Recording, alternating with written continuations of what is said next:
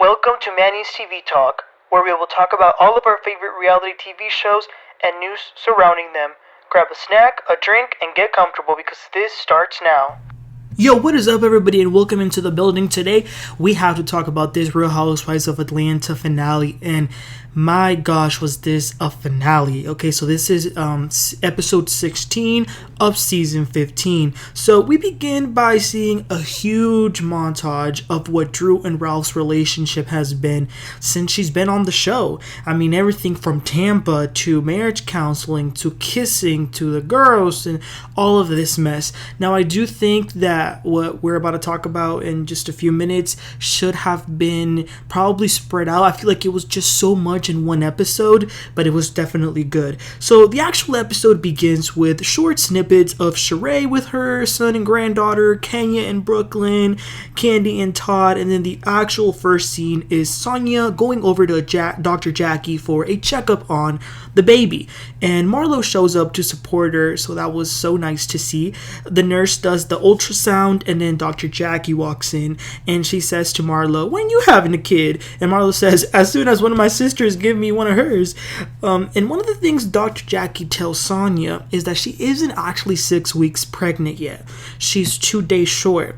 And Sanya says, "Oh no, Dr. Jackie, Deuce is going to be confused because I thought I was 6 weeks like a long time ago." So Dr. Jackie tells her that she doesn't suggest telling him things too soon until they actually hear a heartbeat, because it can be sort of confusing and mess them up since Deuce is still little. And you know what I was thinking though? Everybody in Atlanta be going to see Dr. Jackie. What is Dr. Simone doing? I'm just playing, but that's interesting. Dr. Jackie is giving birth to all the babies in Atlanta. Okay, so then the next scene is Drew and Ralph. So Drew is complaining to Ralph that Courtney called her a bitch and showed him the recording that Monyetta sent her. But this gotta be like the 5th time that they show us this original video, rewind it, put it in slow motion, and it shows that Courtney was saying it to Sanya in that video in a playful way, but we know Drew's not the brightest, so she's thinking that it was, said to her, so she's mad about it, and asks Ralph, "What do you think about it? Like, what does that make you feel?" And he says, "I mean, I don't know," and it was sort of as if Drew wanted Ralph to be mad at Courtney, but he says, "Listen, Kenya has called you a B, Marlo has called you a B, and you still rock with them. Like, what do you want me to do? Do you want me to go up to them and scream in their face, 'Don't call my wife a B'? Like, some things are just not worth it." And I totally agree with him on this. But Drew and her theatrics, she storms out. "I can't do this," she says. So she goes downstairs and she's with Allison in the kitchen, her sister. And Drew says, "Allison, remember at the retreat, Courtney said that she didn't use the B word?" And Allison says, "Oh yeah, she said it straight to my face." And Ralph says, "Whatever, Allison, like, you called Drew a B before." And then Drew storms out again, tells the producers to take her mic off, and she starts crying and goes upstairs. And then Allison is suddenly crying and going off on Ralph. I don't know if they were being serious or not. I'm being honest. I really don't. Like Kandi, I also think that Drew is always on actress mode, so I can't ever tell what's genuine or not. So moving on, we see car ride with Shereé and her daughter. They're talking about the fabulous party that she just had for the grandbaby, and how Bob and Martell were both there, and how the kids knew about their secret sister, but Shereé says that she didn't. And I don't know if I believe her. I find it hard to believe that her kids didn't tell her, but maybe it's true. I don't know. Then we see a lovely scene with Kenya and Brooklyn and Kenya's father. Brooklyn just met her grandfather not too long ago, so I'm glad that Kenya is spending time with her father. It's really nice to see that. She's cooking some breakfast and then shares her desire on wanting to have another child. And her papa basically tells her that she's crazy, and he's not too excited about that. Kenya, I think she definitely for sure wants this baby, even if it's to be a surrogate. But I think that deep inside, she knows that it's probably not the best idea. And I don't know if y'all know this, but Kenya is pissed off and she's been on a Twitter rampage because her salon opening was completely cut from the show. So it does leave a lot of us wondering if this is production's way of pushing her out. We shall see. She has been cussing them out. I'm not even kidding. Go to her Twitter page right now and see that. So moving on, we finally see some of Marlo's Le Archive. Matter of fact, Tammy Rowland actually went to see her earlier to, rent some clothes, and she was calling her sell, so business is good for her. Then her boo, Scott Lee, comes to visit her. It's his first time visiting her business. Now, she's not calling him a boyfriend, but she says that they're dating and she seems happy. He even kissed her on her forehead. And listen, whether or not she rented a boyfriend, Kenya style, as so many people are speculating, they look really nice together. So if they are together, good for them. I think they're enjoying each other's company. Next up, both Ralph and Drew attend therapy, again with Dr. Ken. I was thinking, geez, another acting scene. So one of the things that they tell the shrink is that he moved out of the bedroom. It's a big change. Drew says that even the kids have noticed. He says that he wants to feel a little bit more free. He wants both of them to be comfortable. And now that Drew is alone, she can have the heat at 82 and he can have a fresh room. It's so much liberation. Y'all see why I think this is all fake? I mean, who says that? Ralph, a couple, says that a couple that they know have been sleeping in separate bedrooms and they seem happy and they've been married for a long time. But then Drew interjects and says, yeah, but they also filed for divorce. To then which Ralph says, yeah, who hasn't filed for divorce? So Dr. Ken has to ask them if they even want to work on this. Moving on, everybody's getting ready for Kandi's event to be releasing the trailer for the film, and it's actually pretty big. It's like a little bit over 200 people that are attending. Ralph and Drew came in laughing and giggling. This way, they're so confusing. Drew is also going to be doing a small performance, though.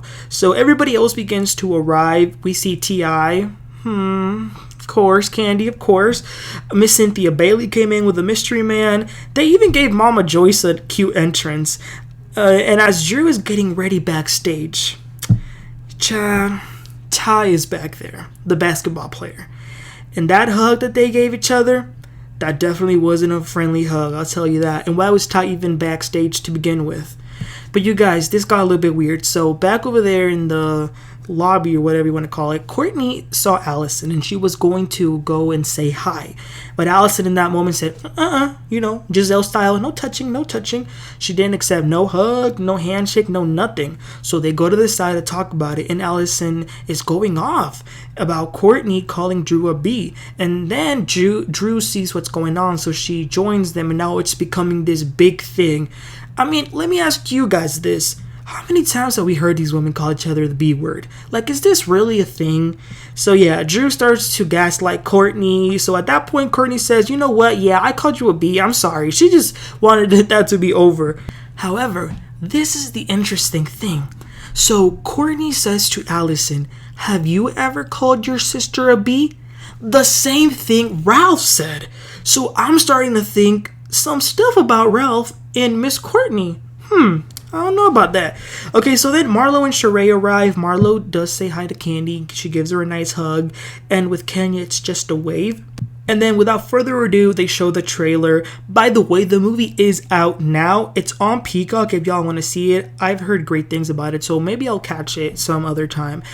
So then Drew goes up and does her performance. It was good. And as everyone is watching it, we start to get those finale stamps, when they pause the screen and they write what each character is doing nowadays. Kandi, her said that she's still working on getting that EGOT status. Shereé is still not official with Martell, but she was able to heal her fibroids. Marlo and Scott Lee are still having fun, and she's still working on foster care advocacy and trying to get that record expunged. Kenya, now they did show her salon opening, but it was only for 2 seconds, like just to show that. That was literally it. Okay, so then they take the last cast picture for season 15, but then that's when the cameras got back and rolling, and that's where it said filming wrapped January 28th, and filming resumed March 1st. We see Marlo at her house seeing the breaking news on her laptop as well as the other girls. Marlo then FaceTimes Shereé and they talk about them racing to the courthouse to file. But most importantly is that the streets are talking. And they're saying Drew had a little something going on with Ty. And here's the thing, y'all. Most of the women believe that to be true. Matter of fact, 1 week before the divorce filing, Ralph had a birthday party and Drew told Monyetta, she whispered in her ear and said, "Ooh, I'm gonna go see my crush." And when Monyetta said, "Who's your crush?" Drew said, "Ty." This is crazy. But then I noticed they didn't give a season finale rap card to Sanya. And that's because we got an actual update scene, which was that unfortunately she had a horrible traumatic miscarriage. She actually thought she was going to die. And she says that the saddest part was to tell Deuce. And this broke my heart. Every night since Deuce found out that Sanya was pregnant, he would go and put his little hand on her stomach and say, "Dear God, like, please give us a healthy baby girl. Please make it a girl." So you can imagine Sanya, how hard it must have been for her to tell him. And she says that when she did, he started to cry so much because he wanted a baby sister. Ugh, that broke my heart. I got a little tear in my eye seeing that clip because he actually showed a little clip of him and how he used to pray. It was really sad. But then we did get an update that, thank the Lord, she's pregnant again. So I'm wishing her blessings and that she has a healthy baby. Okay, but then we get an update.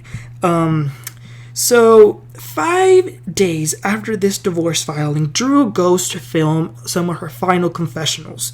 Shereé happened to be there. She was just leaving when Drew arrived, so she went into the dressing room to catch up, and she tells her if she ever needs anything, she's there, despite their problems, whatever, that's not important. And Shereé shares that her dad passed. She said, "My dad passed 2 days ago," which was news to everyone. And Shereé started to cry. And I felt so bad because I think this is one of the first time we've seen Shereé genuinely cry. It was so sad.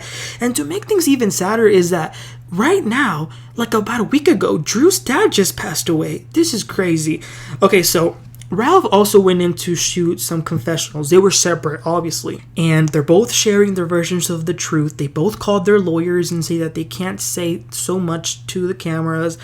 Then, that same afternoon at 8 p.m., Mimi Frost posted an Instagram post saying that Drew and Ty were cheating. Drew was seeing the post in real time and how the blogs were blowing up.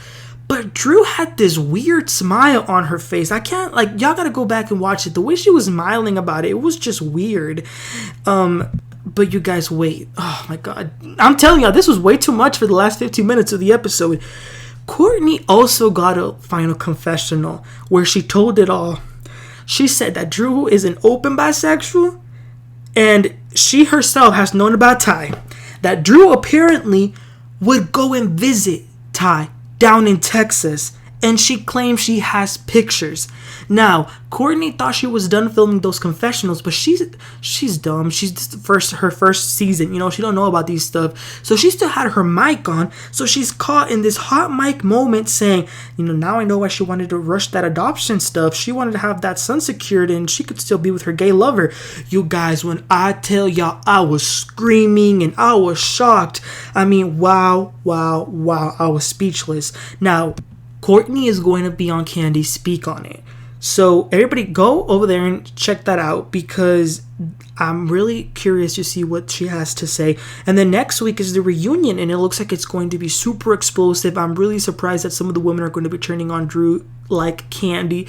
So this is going to be a very good reunion and I'm glad it's next week. So you guys, what did you think about this explosive finale? What did you think about these last 20 minutes of seeing all of this news, the cheating, the divorce, Courtney, all of this breakdown in front of us? You guys, please let me know in the comments and don't forget to like and subscribe and I'll catch y'all next time. You have a great one. Bye.